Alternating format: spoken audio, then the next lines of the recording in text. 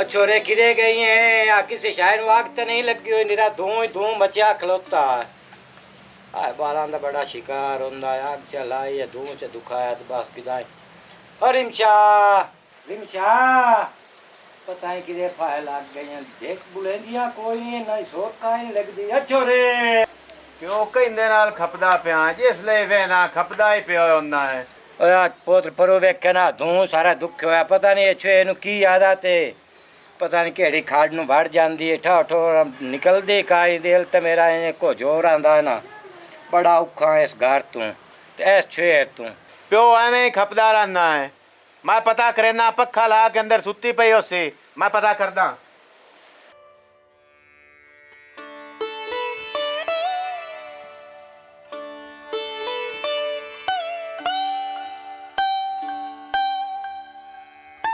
अंदर तो प्यो काई नहीं पता नहीं किदे गई है ओए उदू दा पता कारा मोटा तू ओदे कपड़े धोंदी वदी उसे या मैं तो बहु जेड़ा ना पता नहीं छेर दे की चाले नु धू दुखदा पिया बूहे लथे हो भावे कोई काशा चाह के भाग जावे नु भैन नु कोई समझा मैं ना जलील करो तो ना पिट्टो मेरे दाम नु भी बंदा बाहरों मार मार के आमदा ना को पानी दा घोट लपदा ना को वेखो ते हर शायद उजाड़ होई पई ए भैन समझा अला अब्बा अपना पारा हाई ना कारो मैं जानना मोटर तू पता कर हमना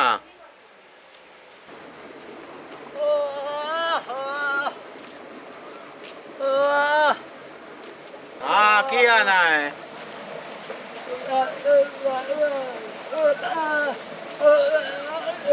रिमशा स्कूटर ते जांदी पईया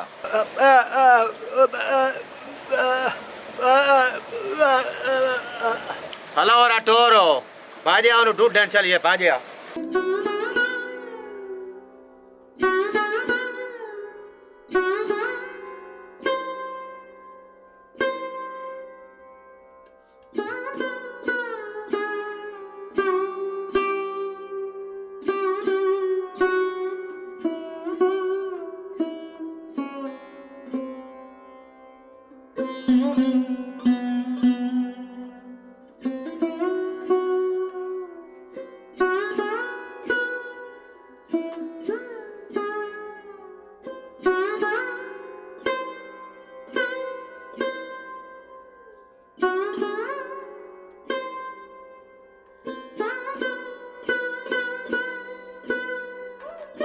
खैर तो है आज बहुत डरी हुई है डरना पौंदा है तेनू पता है मेरा भिरा ते मेरा प्यो वो मेरे को बड़े अजीब अजीब सवाल पुछदे पे हैं अज ताईं कदी इंज होया नहीं ते मैं वो गल्लां सुन के मैं तो हैरान ही हो गई मेरा तो दिमाग ही घूम गया मैनू लगदा है कि कल जिहड़ा असीं गए ना मोटरसाइकिल ते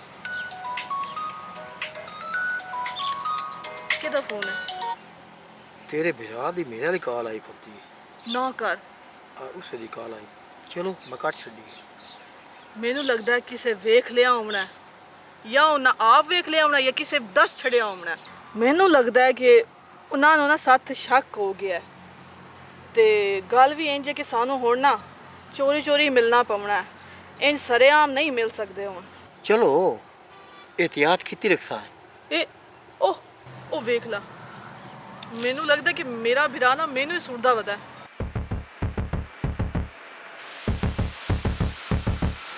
है तो वो मैनू लगदा कि उस सानू वेख लिया होना है हला मेरी गल सुनो वो आई मुंह देने जांदा पिया वो सानू कोई नहीं देखिया रियाज मैं जानी हां ठीक है तू जा हां मैं निकलदी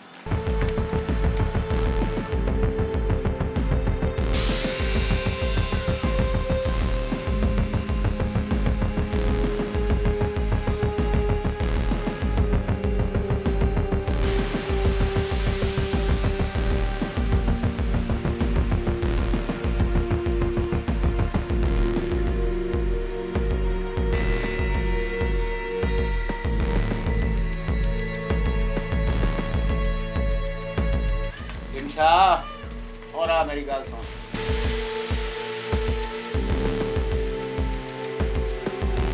हाँ भला हुक्म किदे गई हो यहाँ एडी धोप पे मेरी बहन हो भला मैं मोटर तो ही गई हुई आमू होर दे भला मैं किधर जावना मोटर ते तक आई ना है, मोटर ते तो मैं गया गागे रुपया, मैं गागे लेके और आ गया पानी भर के। ते तू कि मैंने सही सही गल दस।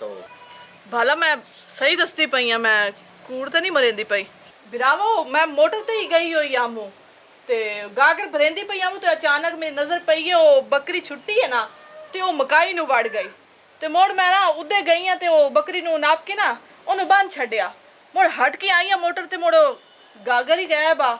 मोड़ मैं ओरा आ गई आ घारो। बिरावा तू तो एवें ही मैथे शक करन लग जाना।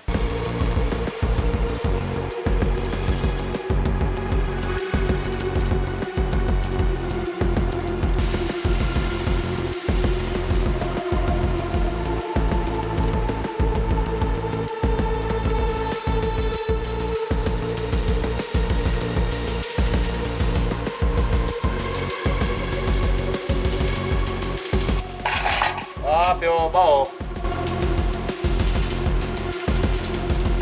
अब्बा है तो तू भी थको होया, तेरे हुण नवी मुबारक लाए ला। जिंदगी ये कदी चंगी गल भी कीती है। दस सुन, ये तेनू आख्या भी अब्बा मैं पानी का घोट लाया ना या हुक्का पी ला। ये ते अब्बे दी आवाज आंदी पई है, मैं लगदा अब्बा आ गया। तो गूंगे दी गल ते प्यो यकीन ना कीता, आज मैं अखी ना अब्बा वेख ले। कैसे ले आया? हाँ हुणी आंदा पिया पोतरो। अच्छा मोड़ पानी ले आवा तेरे घर? लईया पानी लईया पोत। हाँ मैं ला। शाबाश शाबाश। प्यो मैं ओनू अपने अखी नाल वेख लिया, ठीक है ना। मैं मोटर तू इंज आया ते मैं उत्तू गड्डवी पानी वाली चाह लई है, ठीक है ना। गागर जेड़ी आ प्यो वो मैं चाह के और लाया, उन्होंने मैं शक नहीं होवन दिता। वो मुड़ आई है घर हो, मैं उस तू पूछया है, उस मैनू आख्या है बकरी परा छुट गई आ, तो मैं ओ मकई है वधिया ओ बन्नण आई हाँ। ओ बन के तो वापस आ गई। इत्थे मैं उहदे नाल खप्या, मैं उहनू आख्या मेरी भैन हो ए मैं दस तू किदे गई हाँ। उस आख्या मैं तो बकरी बन्नण गई हाँ। मूँ रियाज दे कोल बैठी हुई आ। ओ रियाज आई जेड़ा पया जिन्हां दी किराने वाली दुकान है, ओ रियाज आई उहदे नाल स्कूटर ते गई आई अगे, मोड़ उत्थे बैठी हुई आई आ, ठीक है ना। तू तो मैं उहनू इस तू कुछ नू आख्या मेरा प्यो मुड़ हट के महीना कुट्टन लग पवे, तैथू नहीं ना डकींदी तो मैं दस मुड़ मैं डक लई सा। पहले तू है तो पिछे मैं आ। तो ਉਹਦੇ ਨਾਲ ਕਾਈ ਵੀ ਨਹੀਂ ਕਰਨੀ, ਪਾਣੀ ਲੈਣ ਗਈ ਮੈਂ ਉਹਦੇ ਨਾਲ ਆਪੇ ਕਰ ਲਈ ਸਾਂਗੇ ਤੇ ਮੱਠੀ ਗੱਲ ਕਰਿੰਦੀ आई ला अब्बा पानी।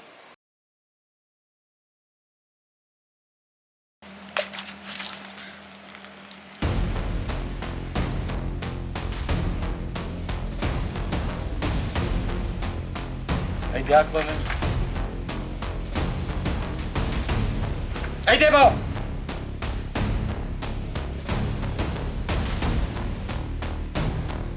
गाल सच्ची सच्ची दस, कूड़ नहीं मारना। ए रियाज ना तेरा कदोकड़ा चक्कर चलदा पिया, की इज्जत लुड़ाई खलोती है प्यो दी। हुण भौक पा मूंह विचों क्यों न बोल दे मेरे कोल का जेड़ा ना ठो ठो गाल दस। जा भाजपा गुंगे नो रसाद लिया इस दस ना अजो ही निकाह करिए पर मगरू लाइए जेड़ा है साडी इज्जत बचाई खलोती है। दिल ते मेरा को जोर आ पर मैं उन्हें की आखा दिया मैं तुरंत नहीं छड्या। ये कोई और चांद चढ़ेंदी और अठा वो नाल साध लिया।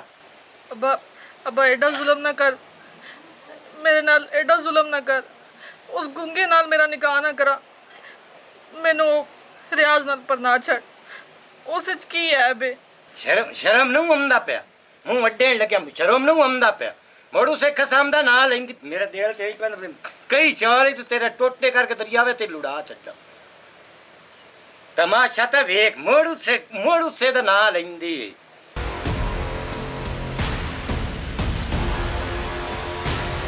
अंजू ना लमका ऐ सीधी होके पाओ मोड़े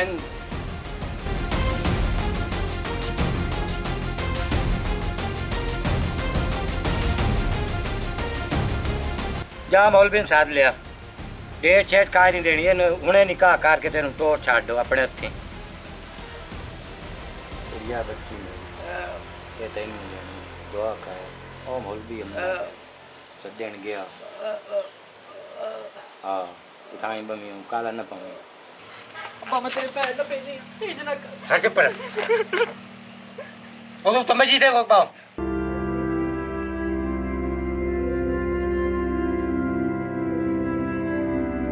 अस्सलामुअलैकुम, this is me Rimsha Hussain. तो कहिए कैसे हैं आप सब लोग। उम्मीद करती हूँ कि आप सब लोग खैरियत से होंगे और उम्मीद करती हूँ ये जो स्टोरी आज की आपने देखी है आपको मज़ा आया होगा, आपने एंजॉय किया होगा।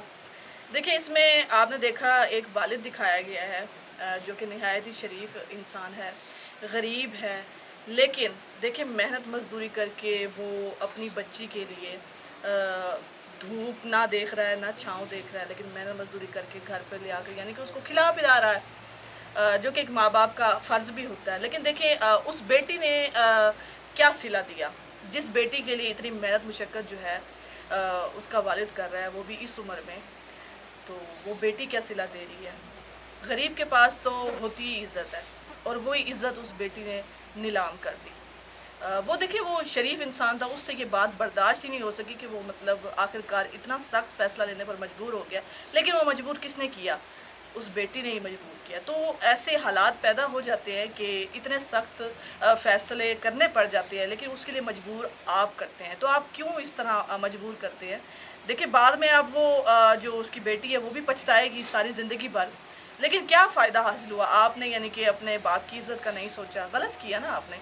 तो आप ही मजबूर करती है, तो ज़ाहिर है इस तरह से सख्त कदम उन्हें उठाना पड़ जाता है। तो मेरी तो रिक्वेस्ट है उन बेटियों से कि आप माँ बाप भाइयों की इज़्ज़त जो है ना उसे संभाल के रखा करें, क्योंकि ये आपके पास अमानत होती हैं और इसे संभालना आपका काम है, ठीक है। ये नहीं कि आप इज़्ज़त को नीलाम कर दें या उनकी इज़्ज़त ख़राब कर दें, गलत चीज़ है। तो इस तरह से भी हो सकता है, अगर आप इस कदर गलत हो जाएंगी तो माँ बाप इस कदर गलत फ़ैसले कर बैठते हैं, लेकिन मजबूर होकर। तो बाज़ आ जाए इस चीज़ से। अगर आपको हमारी ये स्टोरी अच्छी लगे, इसे आपने ज़्यादा से ज़्यादा शेयर भी करना है, कमेंट्स में बताइएगा कैसी लगी है और लाइक करना भी मत भूलिएगा। एक बार फिर जाते जाते बाड़ा टीवी पंजाबी जिंदाबाद, पाकिस्तान पाइंदाबाद।